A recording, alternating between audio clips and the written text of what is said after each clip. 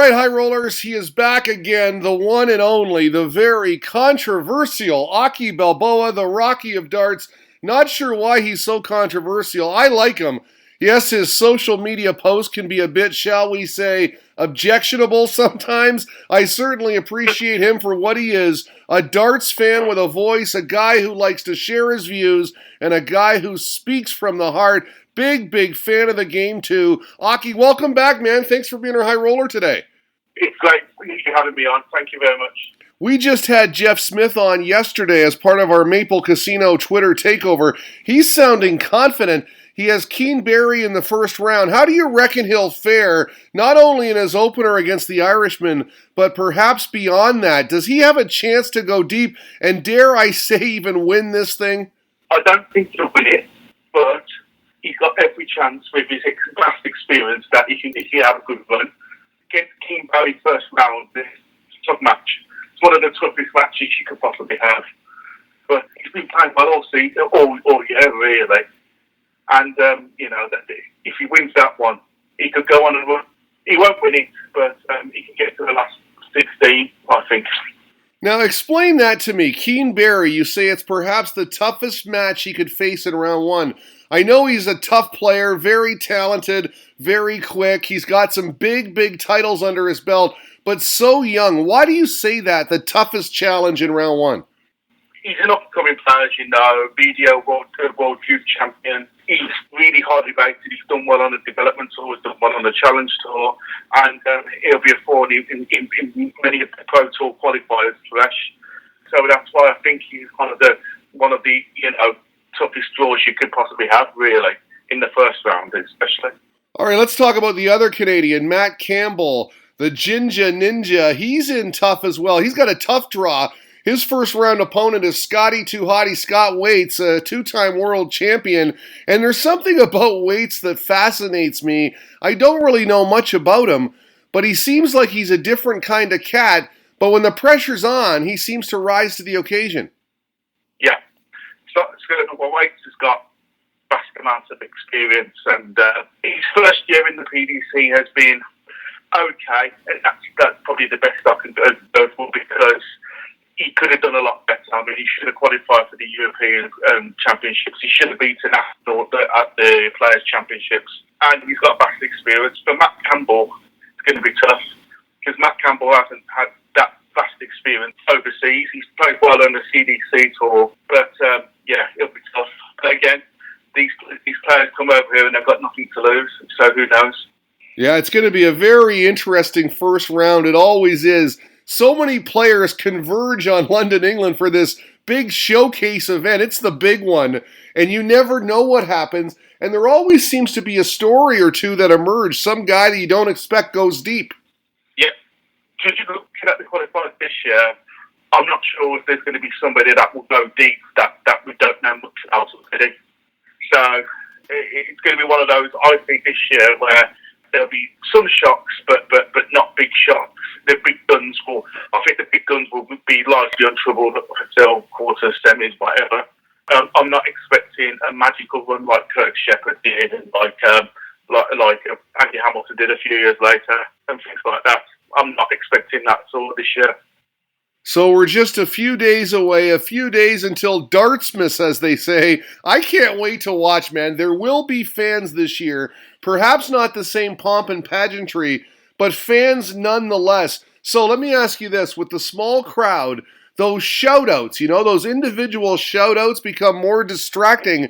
What's your best guess as to how things will be different this year with a small crowd, the big stage, and so much pressure with the world title on the line? The crowd at the moment, they're not selling all the tickets, but they've changed all the table arrangements around. I read today. And the crowd, I reckon, will be a lot more noticeable, because usually in the first week before Christmas, you get office parties and people who, let's face it, aren't really interested in the darts and just want to sing Yaya Toure all the time. The people that will go will be very knowledgeable, will be very in with the crowd, and you won't get any idiots, because I think everybody will be on their best behaviour within reason, because of all these COVID restrictions as well and everything like that. People won't want to step out of line. So I think a good atmosphere, not same atmosphere as we know, but it'll be good, and it'll be like backside the Alley Pally sort of thing. Let me ask you, and just veer off here for a second. You mentioned it there, the crowd, the small crowd, COVID, the pandemic. What do you think will happen with darts in 2021 with respect to the fans? Well, now that the fans are back in the arena, and let's face it, unfortunately, they might only be there for 2 or 3 days because of this dreaded tier system thing we've got in this country. 2021, I think everything will be fine. After about April or May, we'll get back to 95% normality after everybody gets this vaccine, and it suddenly gradually goes away, and all these restrictions get lifted around the world and everything like that. By April or May, we'll probably see normality. So let's just say the UK Open, which is in March, might be a bit different from the UK Open we had the previous year, but events after that, I think we'll be fine again. Okay, so that's some positive news. I mean, it's still a few months away, but we're getting there, is what you're saying. Yeah, we are getting there. We're getting there. It's a long struggle, but we are getting there. Eventually, these so-called experts say that in April or May, we'll get back to more or less normal. So if we go by what they say, then darts events, other sporting events, will be going on with full crowds, and that'd be great. The so-called experts, huh? Okay, let's talk about the favorites here. MVG, Snakebite Peter Wright, Gerwen Price. So much talk lately about them, all three of them, and the state of their games. Can you break it down for us, Aki? I mean, talk about each one. Who you got? Peter Wright, he's been struggling for the last, 3 or 4 weeks. The Players' Championship, he had a good run. And in the semis, he came across Mervyn King and averaged 84, which is unlike him. Keeps changing his darts. It's rather silly. I don't know if it's like through boredom, through arrogance, through anything like that, but it's rather silly. Just stick with the ones that you won the world title with, and you'll win more titles, TV titles. He was forward to Grand Slam, I thought, as well. Gerwen Price, I think he's turning off a little bit. I don't think he will be a contender for the World Championships. Really? He'll get to the quarters, semis, whatever, but I don't think he'll be a solid contender. Van Gerwen has had a poor year by his standards, but I think winning the Players' Championship has put him in pole position. He'll be favourite, and he will be my tip. I know it's a little bit obvious, but not a little bit out there, but he'll be my tip. Okay, well, let's talk about a few other players. Who else are you looking at? How about Jose de Souza? Grand Slam champion, of course. This guy really is the special one. And I got to say, I enjoy watching him play because he's like a box of chocolates. You never know what you're going to get. he like miscounting and leaving 18 when Chisnell's on a double and things like that. He's quite an interesting player. But I don't think he'll go on to win the Worlds because he's not as good as the top three for at the moment. He won the Grand Slam, but there's always going to be a little bit of a question mark with this and with Van der Bergh and with to a lesser extent Glenn Durrance because they've won tournaments behind closed doors, and it's probably not the same. And you don't get the same form, you don't get the same pressures and so forth. So, but I thought that de Souza wouldn't be a good TV player a couple of months ago. I think I mentioned it to somebody. I don't know who it was, but I do think he'll be a good TV player, and he's proved me wrong already. So who knows? He might go and win the world. He's an interesting player, and he's a good player. Yeah, he is an interesting player. Very, very good player. Two guys you just mentioned there real quick. Dimitri Vandenberg, I feel this guy, when he gets in the zone, he's a danger to anybody. And Glenn Durrant, he's been struggling. I'm not sure about his chances based on his recent form. No, with Glenn, he's had a pretty nasty bout of COVID, which he's feeling the after effects a little bit of it. That was seen at the Grand Slam where he would have gone out. He would have won the group had he was in good form. And at the Players' Championships, he loses to Wayne Jones. I mean, he'll beat Wayne Jones 95 times out of 100. So he's obviously played a massive factor. So World Championships, he's got Steve Beaton, or I can't remember who Steve Beaton will be playing in the first round. But Steve Beaton's record at the Alley Pally is very poor. So he's got a good chance there to make events one. Would he go and win the Worlds? No. I think he's further from likely winning the Worlds than he was last year. So if he gets to the last 16, last 8, it'll be a decent return for him. Well, it's like I said about Scott Waits. Glenn Duran is a big money, big pressure player, and I've learned the hard way. You don't doubt this guy. All right, let's talk about Devon Petersen. I saw an interesting stat just now from Wikipedia. Most 180s per leg in 2020. He tops the list. What a year for him it's been. A lot of hype surrounding this guy, and he really seems to have shot to the forefront at Sky Sports as a commentator. They're using this guy as a role model. What do you think about his chances? I mean, he's played well this year. Yeah, he's won the European Tour events, but you look at his record at the TV events, the last 2. Grand Slam, he got out of the group with Peter Wright in it, great. Then he loses to Damon Heater's 10-6. In the Players' Championships, I think he got knocked out the very first round. I think it was to Luke Humphries. So he's really got to use this momentum to have a good run in the TV things and to put himself there saying, I'm an actual contender for one of these titles. He hasn't quite done that yet.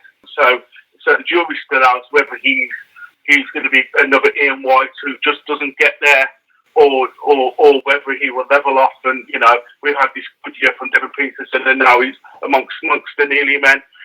2021, especially like the World Championships, but 2021 will be his make or break year. I think if he applies the same type of form as he is in 2020, he won't get into the top 8, top 4, or contend for titles. So he has to improve on that. And will he improve on that? I'm not sure. One of the guys you just mentioned there, rising the ranks rapidly, Damon Hayda, the Heat. He won the PDC Home Tour 3. He's been on fire, throwing in some good stuff. What do you make of him? I like him. I think he's got. I would say he's got a lot of bottle, but I watched him against King, and he was 9-5 up and missed a lot of doubles to win, and King nicked the match 10-9. But he's quite assured. And again, wouldn't expect too much from him at the Worlds or in 2021. He's building blocks. He's only 36, 37, so he's still a young man in retrospect. But I'm interested to see how he does in 2021. I imagine he will climb up the rankings and be top 24, top 32, no problem. It's interesting you mention age there, because one of the guys that everyone talks about and is a future world champion is Michael Smith. He's not a young man anymore. He's getting up there in age. This guy's got so much natural talent and always seems to be a threat, but always seems to miss a double here and there that costs him a leg, that costs him the tournament in a major. What do you think? Is this the breakout year for Michael Smith for Bully Boy? Yes, because I've mentioned before to people, his talent and his ability, he's almost as better as anybody else within darts. He just rattles off finishes like they've got the Shelly Peas, as they say. But there's always something missing in his game. It's like pressure situations, going for doubles, and so forth. When you say, should he win a TV event or major, you think, yes, definitely, his talent and his ability tells you that he should, and not just 1 or 2, but 10 and possibly 20. But he hasn't done that yet. His mental ability is so frail, it's unbelievable, and it's a shame, really, for him. As I say, you've got people like Souza, even Dimitri and Glenn Duggins, who are not in the same talent range as him, and they've picked up TV titles. And you've got to think to yourself, what does he need to do to get that extra 5% to win something? And I mentioned it there, a breakout year, and you said yes. Do you think he has a chance at the Worlds? I would like to say yes, but I think no. I think quarterfinals for him. I think he will go down completely to somebody 5-4 or 5-3, and you think, well, he could have done this, he could have done that. And, it's that mental frailties. Again, that will probably come into show. Once he gets over that and gets even like a World Series of darts finals win under his belt, he will win 2 or 3 more, but it's just getting to that one. Something different at the Worlds this year, Aki. No tie break. What do you make of that ruling? Oh, it's ridiculous. you don't mess with the World Championships at any sport, in my opinion. You increase the participants, yes, but you don't mess with it and have some sort of silly thing where last leg and you play to the finish. In my opinion, it's a no-go. I know why they've done it, because they want people to be there less, and they want the TV schedules to be a bit less, because get everybody out before everybody gets into another session and so forth because of COVID. I know why they've done it, but it's not a good thing in my book. You mentioned mental frailties with Bully Boy.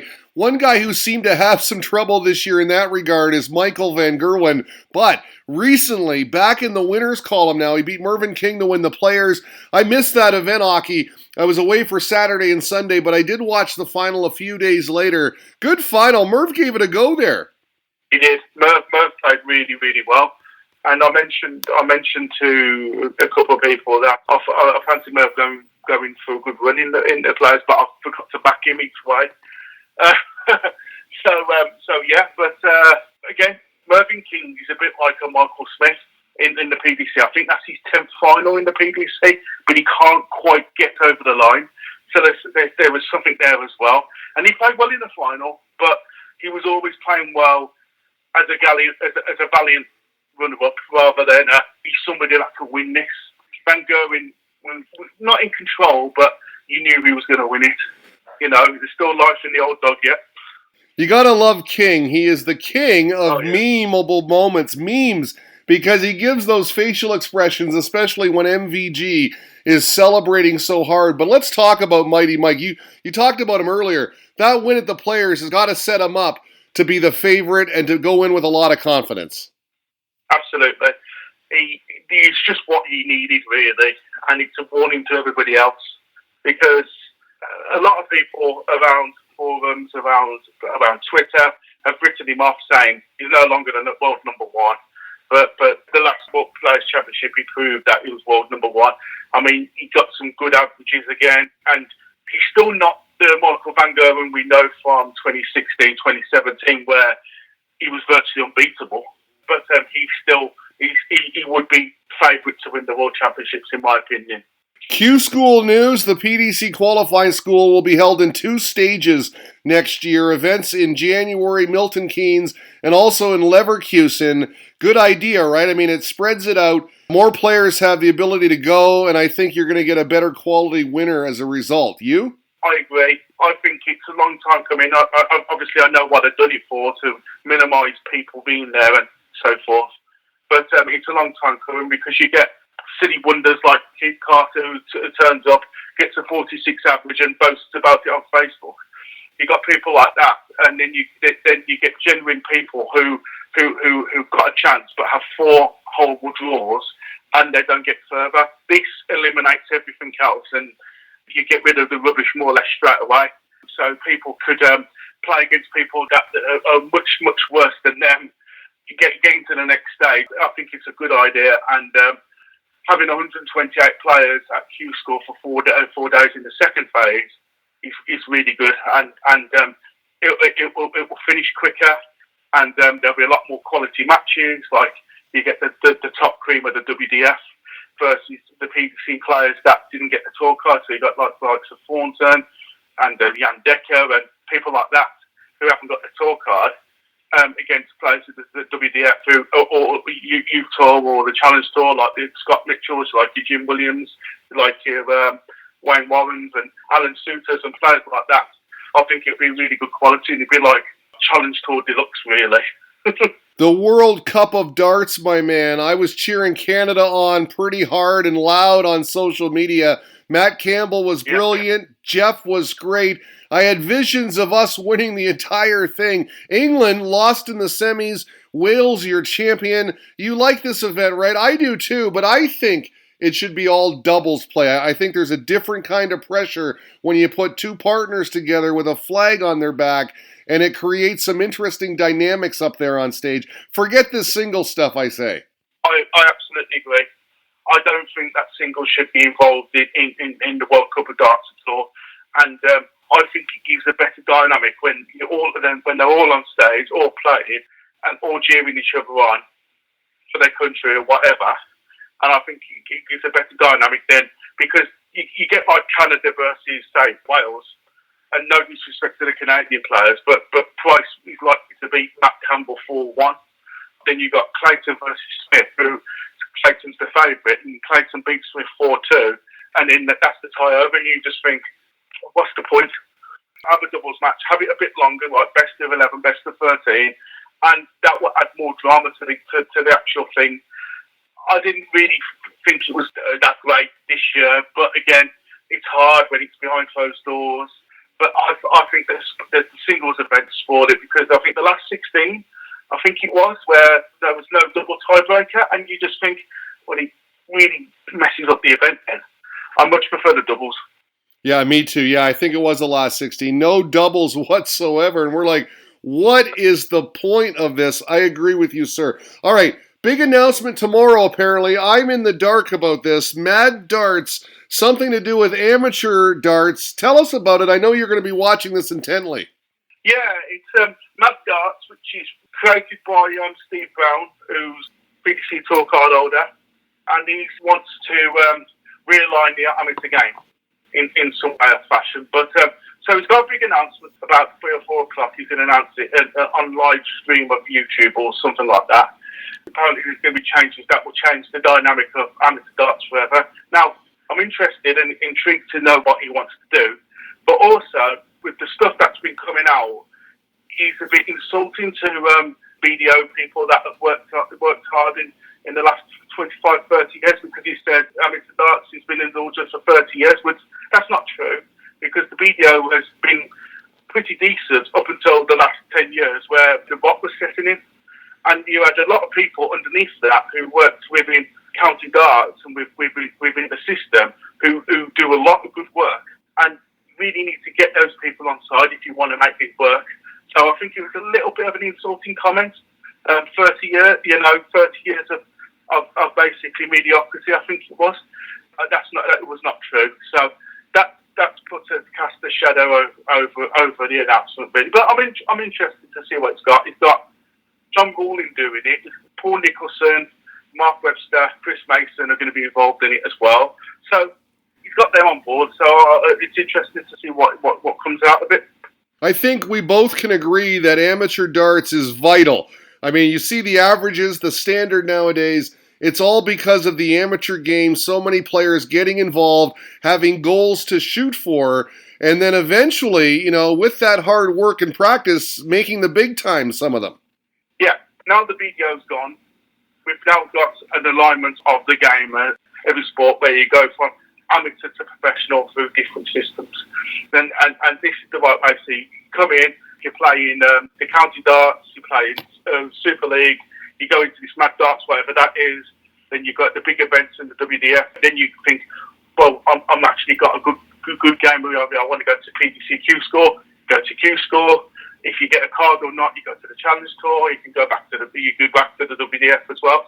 So it's a progression system which will work, and the cream should rise to the top eventually.